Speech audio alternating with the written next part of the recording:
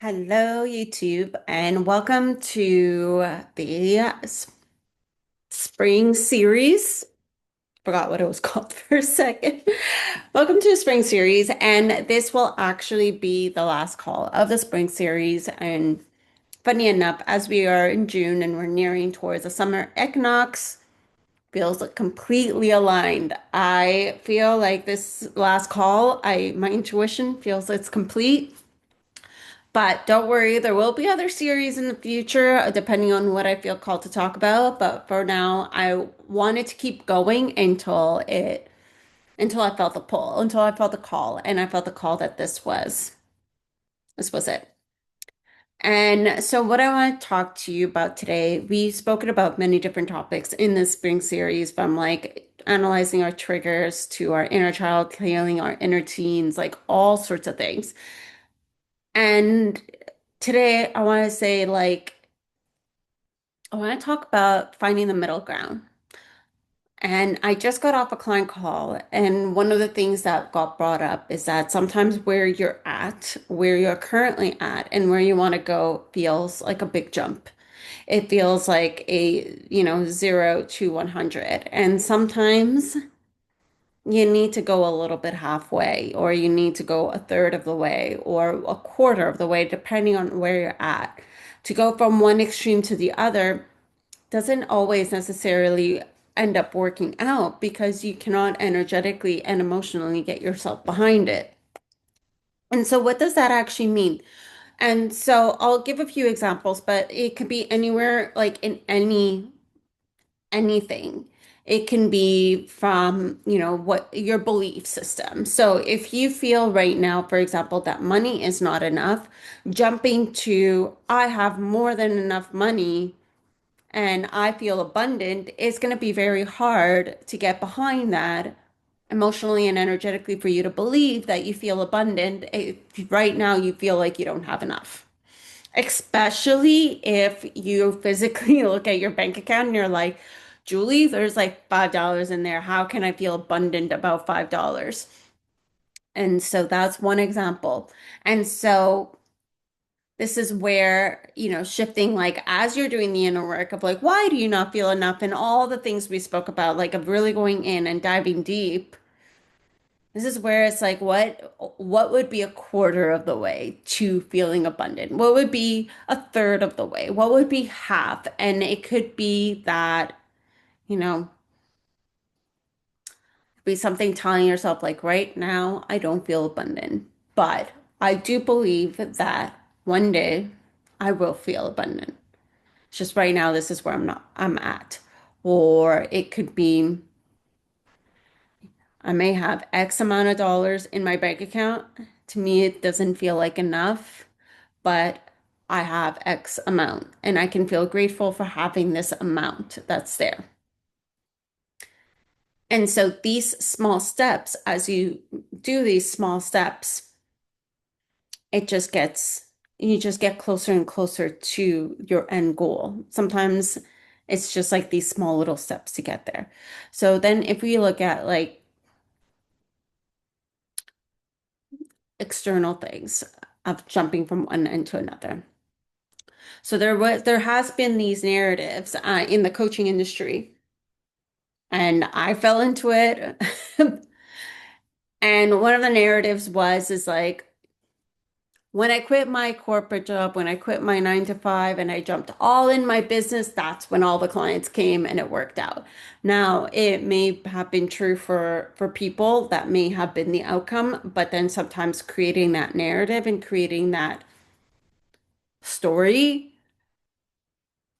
we don't know exactly what was going on behind the scenes in those people's lives. And then it's like, so then we're like, oh, maybe that's the answer. Maybe going all in and quitting is like what's going to make me successful. But again, that's going from like 0 to 100. Now, again, we don't know what was going on in their world, in, their belief system, what their beliefs were, what they had, if they had any savings, or if they had support from, their partners or their family. Like, we don't know what was actually, or they actually had like 10 clients and they finally made the leap. And So we don't know what was actually happening there, but to go from like again 0 to 100, like zero, you're basically like you have a 9 to 5, you're trying to build a business, and 100 is completely running your business like on your own, have it financially support you. There's a lot of variables and a lot of factors that to make that leap and that jump, and it has everything to do with like your mindset. Where's your business at? What does your intuition say? um what is your money situation like there's a lot of factors when it comes to that. Now, even if intuitively you feel called to do it, it doesn't necessarily mean that, oh, the money's just going to flock right in and the clients and everything's going to be successful right away. It may be intuitively, like I felt intuitively to go to that, but intuitively for me meant I had to learn a lot of lessons. And I had to learn like a lot of have my own version of growth when it comes to like a responsibility of my life and responsibility for my finances. And that's what I learned. But quitting, my job and going all in my business did not bring me the clients.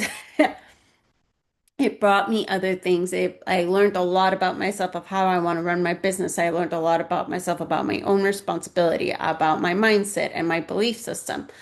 But again, it's like sometimes it's depending on what's happening, going from 0 to 100, maybe there's a middle point. Maybe there's a halfway point. Maybe it's reducing the hours. Maybe it's building a savings. Maybe it's getting a different kind of job where you can have it, where you are working less, making more. Maybe it's a job like I'm doing that's a little bit more mindless so that, I can create the time and the space for my mind to work on my business. So there's many ways to go about it, but this is where it's again, it goes down to that middle point.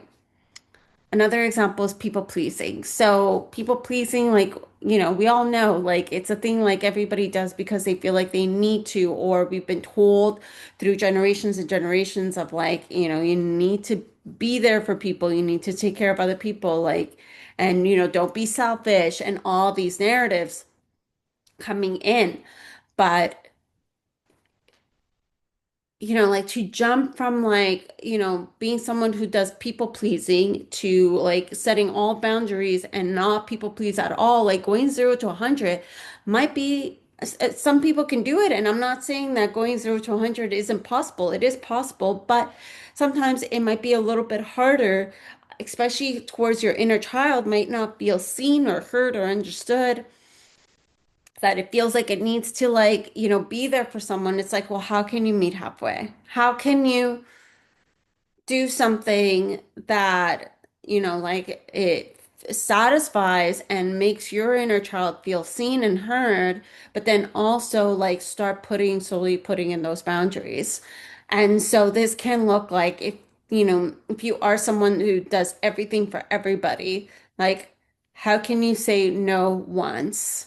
How can you or how can you reduce what you do to something not big, but something a little bit smaller? How can you, slowly put in those boundaries, slowly reduce like the workload that you do for everybody else? And how can you give a little bit more for you? The more you give for you, the more you have space for everybody else. And so these are all a bunch of little examples that have been, come to my forefront and in the past few days. And I'm noticing that, yes, there are times where, you got to take a leap, you got to trust your intuition and jump and know that you will be supported. But supported is always looks and feels differently. You're always supported by the universe. You're always supported in that way. But what it actually looks like does not necessarily mean what you think it means, right? Um, we we are very cerebral, so we like tend to take like things like, oh yeah, I'm supported, so that means like I'm I'm gonna get clients or I'm like gonna be okay. Like no, not necessarily. Like yes, you might. Or the universe will find another way, to make sure that you're financially okay, or it'll find another way to make your expenses lower so that you are okay during that period.